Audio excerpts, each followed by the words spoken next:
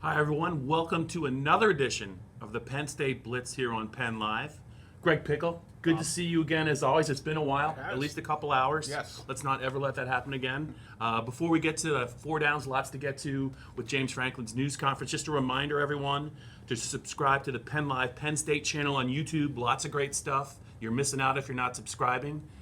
Greg Pickel, let's get to it. It's Georgia State weekend, 7:30 kick. Shouldn't be much of a game.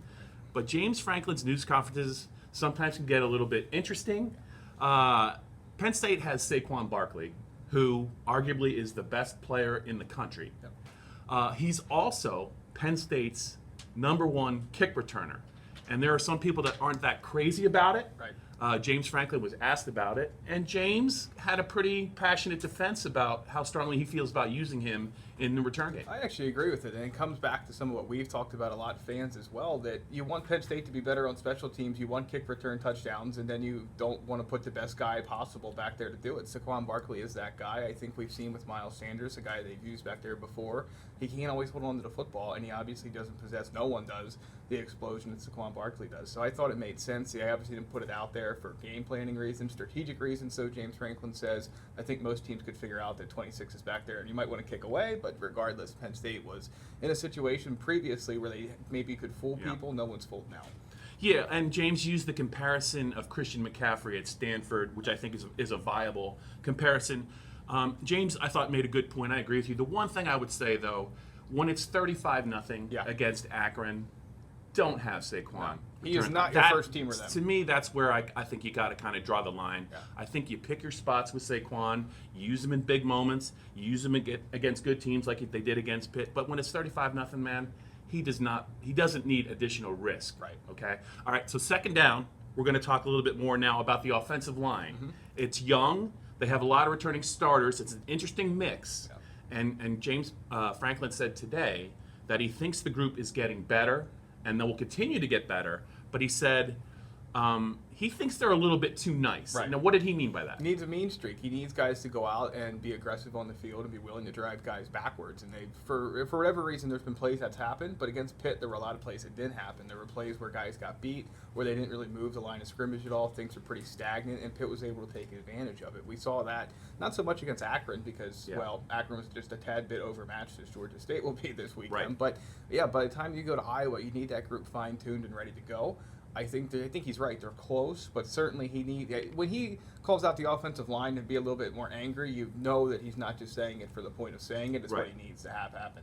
Right, and I would just to elaborate a little bit on that. I think moving forward, this offensive line for years to come is going to be a team strength, and I think there's a couple of guys that we haven't seen yet that kind of fit that nasty demeanor, and I think the fans want to just kind of keep a couple of names to remember in the back of their minds. One is C.J. Thorpe. Yeah. I think he is a nasty player in a good way, and I think he really fits into what James is talking about. And another guy, once he gets on the field, Michael Menet, I think, might bring a little bit of a mean streak. So these guys are playing well, but if they wanted to be a little bit meaner on the field, I don't think, as long as it's clean, I don't think James has an issue with that. Those guys need to finish some plays and maybe a little bit more. Yeah, I think he's talking about the inside as well as the outside. But Right. certainly in the middle, you can see sometimes they get pushed, and when they get big push, they go. I mean, Saquon Barkley goes. Not that he needs a whole lot of push to go, but you can tell the plays that they get it and the plays they don't. You get more of those and get 26 in space or 9 sometime to run around Trace McSorley, you're going to be in a lot better shape. Let's move to third down. Greg Pickel, I have a trivia question for you. Oh, good. I want to see if you can get this. I want to know if you've been paying close attention to what I've been writing. Okay. I don't know that you have. We're going to I find have, out. We're going to find out. Do yes. you know who holds the Big Ten championship game record for receiving yards? I'm going to take a stab at Saeed Blacknall. You are correct. Good. There we go. Last year, 155 yards on 6 catches, 2 touchdowns, a 70-yarder, a 40-yarder. Mm-hmm. You could argue it. They had Barkley, they had McSorley. He might have been their best player on the field, and that was a pretty good secondary, and he kind of had his way with them. Right. The reason I bring that up is we're 2 games into the season, and Saeed doesn't have a catch. Yeah.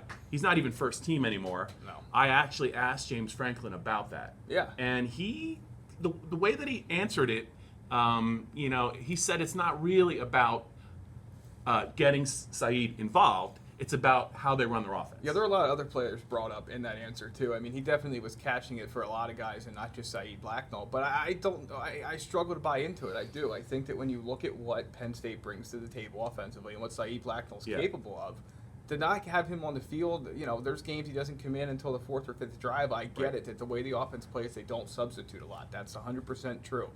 It has nothing to do with the start of a drive, and you just haven't seen him out there a whole lot. I get that the receivers have not been all that involved over the first couple of weeks, so I think there's time for that to change and for Saeed Blacknall to take off. And James Franklin's right. Chris Godwin went without a catch in a game last year, and nobody would have saw that coming. So there's times to turn things around, but he was a breakout pick for a lot of guys. We just haven't seen a lot of him yet this year. It's just amazing to me that we're talking about a player who's a 4th-year senior, and if you look at his body of work, almost every time he touches the ball, it's a big play. He's averaging 21 yards a catch for his career, but I think he's got 33 catches. But he's had really brilliant individual moments. You look at the Ohio State game, his true freshman year.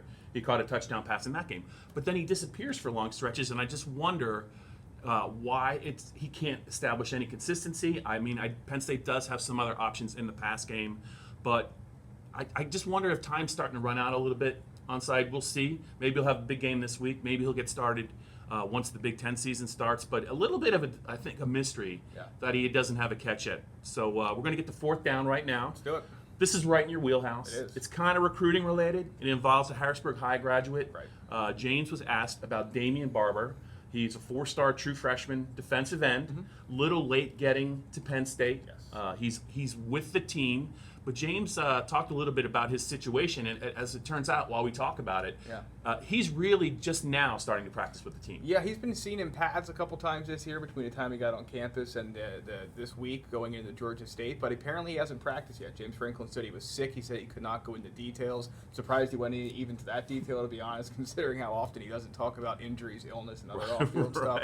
But he said he's been sick and hasn't been able to practice. So James said give him a month to figure out what they have with Damian Barber. He's been doing some lifting, been doing some conditioning, of course, adjusting to the classroom. But as things stand, he was in for a redshirt year all along. Right. You just have to wonder that if he can't stay on the field, if something's going to come up that might not allow him to practice all the time, how that might stunt his development and how long it will take him to get on the field.